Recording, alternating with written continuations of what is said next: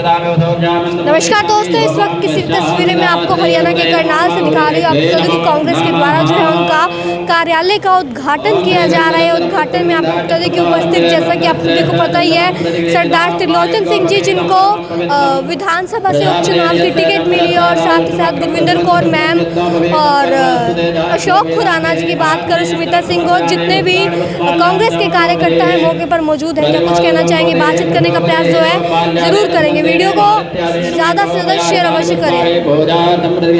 तो इस वक्त आप तस्वीरों में देख सकते हैं, जिनको लोकसभा प्रत्याशी बनाया था दिव्यांशु बुद्धि राजा जो है पहुंच चुके हैं कांग्रेस के कार्यालय में। इस वक्त आप देख सकते हैं तस्वीरों में वो मिलते हुए जरूर नजर आ रहे हैं। आप देख सकते हैं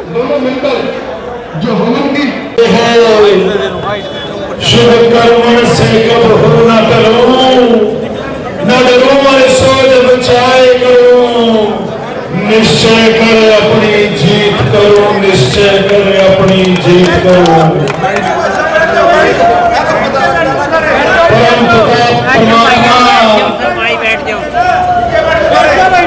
परमेश्वर को साक्षी मानकर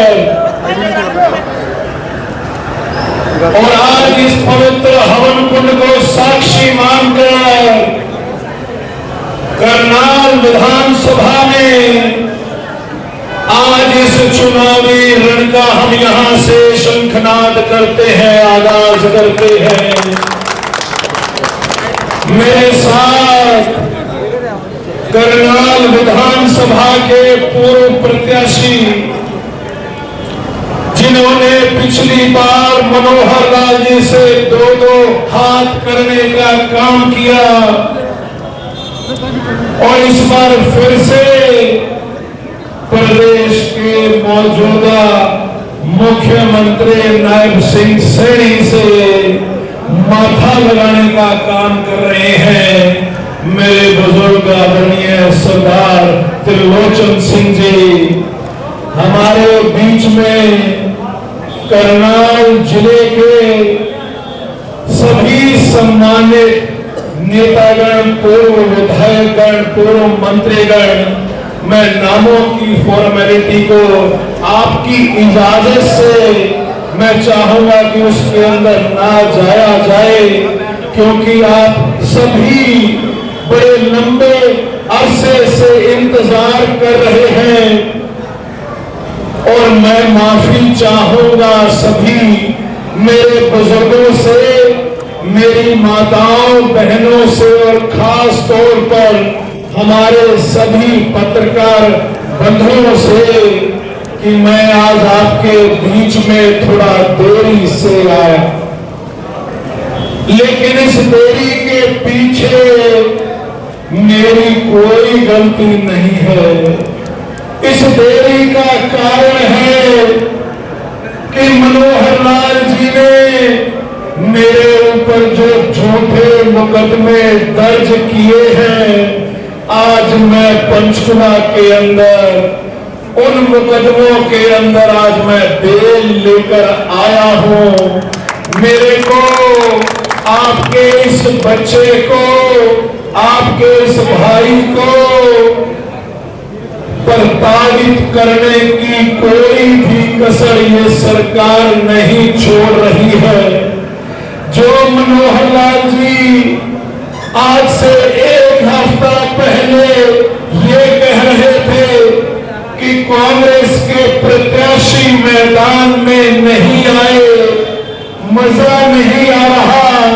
अरे मैं सवाल पूछता हूं, 9.5 साल इस प्रदेश के आप मुख्यमंत्री रहे, एक 31 साल का साधारण से घर में पैदा हुआ, गरीब घर में पैदा हुआ नौजवान, जब आपके सामने चुनाव लड़ रहा है तो इतना भी क्या खौफ है कि मेरे 6 साल पुराने मुकदमों को कुरेद कर मेरी छवि को खराब करने की कोशिश की जा रही है। लेकिन हम कानून को मानने वाले लोग हैं, हम संविधान की रक्षा करने वाले लोग हैं, हम बाबा साहब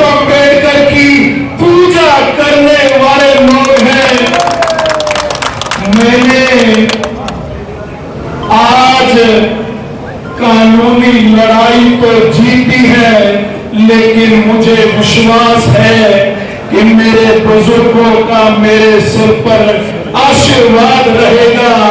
मेरी युवा शक्ति इस चुनाव को अपने हाथों में लेगी और जो कानूनी लड़ाई आज मैं चंडीगढ़ में जीत के आया हूं, मुझे लगता है कि आपके आशीर्वाद से ये राजनीतिक लड़ाई भी हम जीतने का काम करेंगे।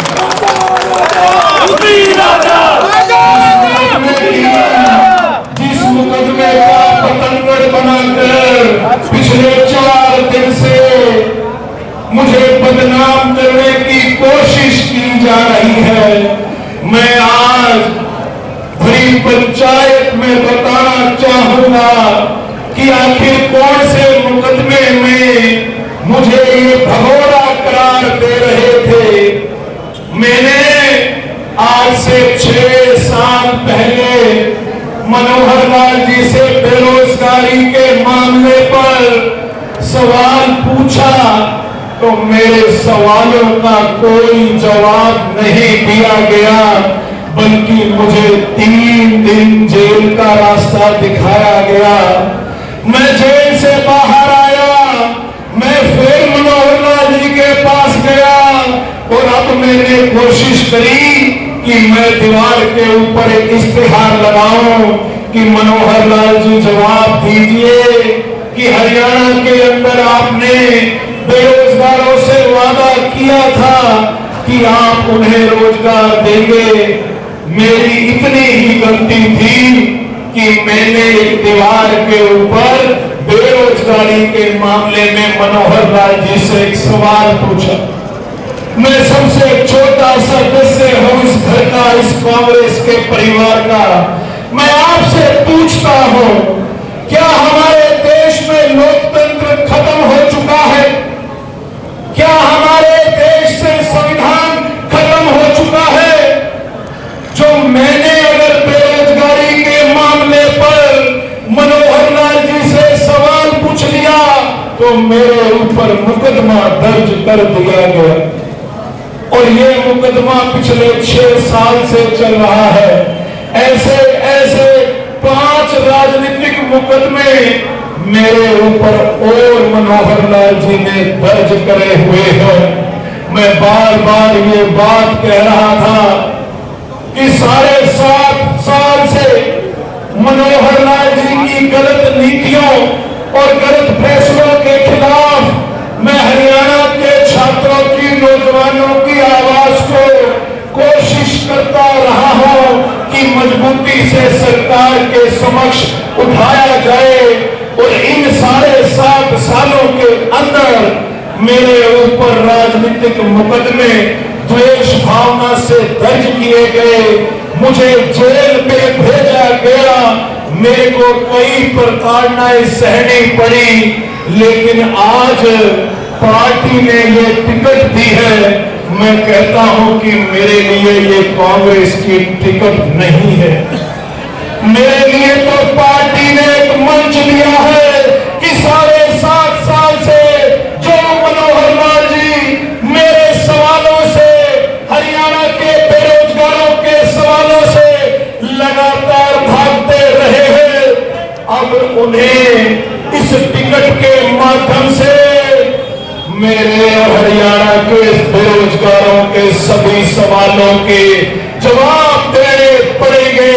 मैं कांग्रेस आला कमान का मैं धन्यवाद करता हूं कि क्लर्क के बच्चे को, एक अध्यापिका के बच्चे को, एक साधारण से कार्यकर्ता को जो 12 साल पहले अपने हाथ से रात को 2-2 बजे दीवारों पे पार्टी के पोस्टर लगाता था, एक ऐसे कार्यकर्ता को पार्टी ने टिकट दिया है। ये टिकट कार्यकर्ता कोटे का टिकट है, वर्कर कोटे का टिकट है। मुद्दे बहुत हैं, करनाल की समस्याएं गिरवाने को आएंगे तो रात हो जाएगी, लेकिन मैं सिर्फ, क्योंकि अक्सर ये सवाल उठता है, मेरे से ये पूछा जाता है कि आपकी उम्र 31 साल है और आपके सामने जो व्यक्ति चुनाव लड़ रहा है वो दो बार इस प्रदेश का मुख्यमंत्री रहा। तो आपको क्या लगता है कि चुनाव कैसा रहेगा? मैं तो एक सवाल जनता के बीच में छोड़ता हूं, अब जनता को फैसला करना होगा। आप बताइए कि जिस व्यक्ति को रिजेक्टेड मुख्यमंत्री का टैग लगाकर उन्हीं की पार्टी के लोगों ने पद से हटा दिया हो, तो क्या अब करनाल की जनता एक रिजेक्टेड मुख्यमंत्री को सांसद के रूप में स्वीकार करेगी? ये सवाल करनाल ने इतना मान सम्मान दिया, पिछले 9.5 साल में मनोहर लाल जी को सराखों पर बैठाया। ऐसा व्यक्ति जो कभी जिंदगी में नहीं सोच सकता था कि वो सरपंच भी बन जाए, करनाल की जनता ने कोई कसर नहीं छोड़ी। ऐसे व्यक्ति को 2 बार विधायक बनाया, 2 बार मुख्यमंत्री बनाया, स्नेह और आशीर्वाद देने में कोई कसर नहीं छोड़ी। लेकिन उस व्यक्ति ने करनाल के प्यार और आशीर्वाद का सिला क्या दिया? उस व्यक्ति ने इस प्यार के सिले के रूप में लाठियां और डंडे दिए। समाज के प्रत्येक वर्ग को सड़कों पर लाकर बेइज्जत करके पीटने का काम किया। गरीब आदमी को फैमिली आईडी, प्रॉपर्टी आईडी में उलझाने का काम किया।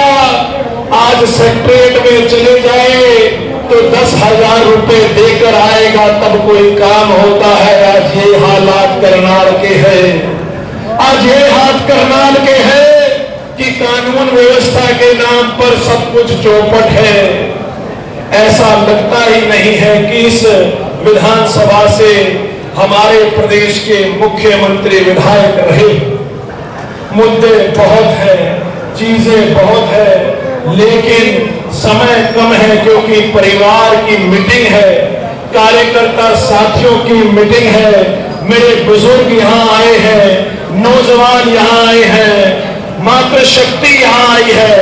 मेरा तो सिर्फ आपसे एक ही अनुरोध है, चुनाव में समय कम है, लेकिन अगर एक व्यक्ति अपने बूथ की जिम्मेवारी लेगा, आप अपना दायरा सीमित करें कि मेरा दायरा मेरा वार्ड है, मेरे लिए मेरी विधानसभा मेरा वार्ड है, मेरे लिए मेरी लोकसभा मेरा ये बूथ है, तो मैं आपको विश्वास दिलाता हूं कि हरियाणा के अंदर 10 के 10 लोकसभा सीटों में सबसे हैरानजनक नतीजे अगर किसी सीट के होंगे, और एक नहीं 2 मुख्यमंत्रियों को यहां से चलता करने का हम लोग काम करेंगे।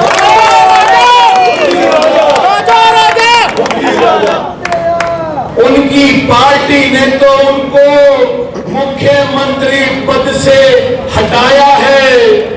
आपके आशीर्वाद से, करनाल की जनता के आशीर्वाद से उनको परमानेंट रिटायर करके यहां से भेजने का काम करेंगे।